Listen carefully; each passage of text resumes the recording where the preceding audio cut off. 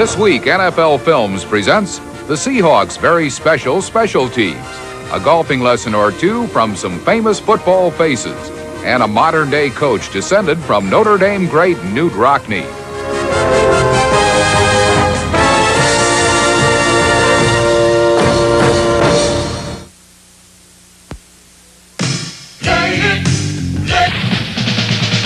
A few weeks ago, in a game against the Philadelphia Eagles, the Seattle Seahawks special teams scored 2 touchdowns in less than 2 minutes, one on a blocked punt, the other on a kick return. In their 11-year history, the Seahawks have posted both good and bad records, but one thing has stayed the same. Year in and year out, the Seahawks special teams have shown toughness, ingenuity, and a terrific sense of good timing. So don't run out for a snack when it's kicking time in Seattle. Otherwise, you'll miss the best special teams in the NFL. Special teams are the landing parties of pro football. They establish the beachheads, absorb the poundings. To the connoisseur of specialty play, the best and most consistent unit in the National Football League belongs to the Seattle Seahawks.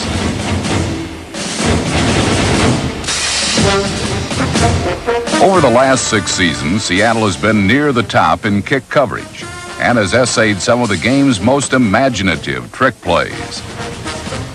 The man behind this success is special teams coach Rusty Tillman.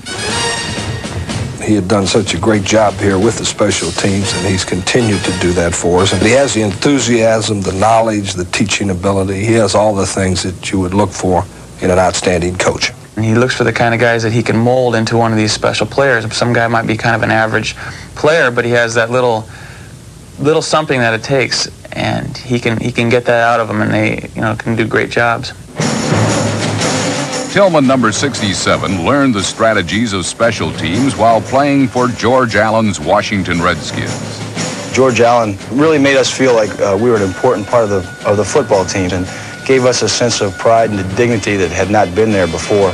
In Washington, we had a great bunch of guys that also understood that special teams was one aspect of a football game that you can excel in with a little bit less ability, but a little more dedication and hard work and hustle and all that sort of stuff. When Tillman came to Seattle in 1979, he incorporated his Redskin experience with innovations of his own and came up with surprise plays that helped the struggling franchise actually win ball games against better competition. 36-yard field goal try by Herrera. Waiting for the snap from center. That's a good one. They run a fake. They get inside to Sherman Smith, who takes off to the 5. He's in the end zone. Touchdown, Seattle! It seemed like there was always a fake field goal in, a fake punt. This team needed those things to be competitive. They couldn't go out and slug it out with another team in those days. Now you don't see those kind of plays so much. What you see is a suffocating coverage on punts. You see kickoff coverage that causes the other team, a normally reliable return man, to suddenly muff. What I see now is not funny plays like it used to be, but it's just real dominating coverage. You can't go out and get a hot dog when these guys are ready to punt. Sometimes the kick game is where everything just explodes. Amid the frenzy of hurtling bodies, there are discipline schematics that Tillman teaches. Basic rules of special team strategy that create big plays. Well, basically on our kickoff coverage, we've got 3 safeties and 8 people who are covering to the football. Now, the 8 people that are covering to the ball, 2 of those people are containment. So you've got people in the middle, basically, who are what we call force. They're your wedge busters, tacklers. They're going for the ball. Everybody's got to stay in their lane to keep the whole field covered. Against Green Bay, we had guys at the point of attack taking on the wedge, knocking out the blockers there, and Eric was able to run fast enough and take a good enough angle that he could come right around the corner of the wedge and make the play. Tillman has also paid close attention to blocked punts. Already the Seahawks have made 4 blocks, only 1 shy of the NFL's seasonal record. So what I want you to kind of do is bow the rush out just a little bit and crack that seam right there. Now this tackle is going to keep his inside foot in place too. But with these 2 people out here head up to outside this end right here, I think he's going to stretch that a little bit, and we'll just use your physical ability to get you through that hole. And once you get through there, I think with the overload right here, that the fullback is going to block over here. You're going to be able to beat that guard right there, and I think you can get one. I don't think there's anything more devastating than a block punt. You know, it just takes a lot out of an offensive team for that to happen, and it's a demoralizing thing, you know, and that's the kind of thing that can turn a ball game around. Just to play on special teams, it's just an attitude, and you know, we go out every game thinking that special teams is going to make a couple of big plays.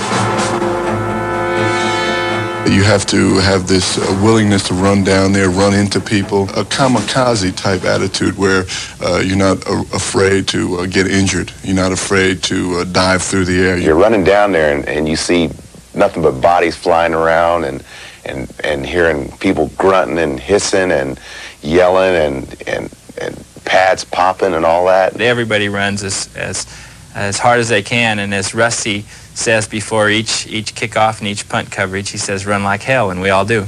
We're going to challenge them. Everybody's got to give everything they got. No offsides, run like hell. We got to set the pace. Right? Here we go. Run.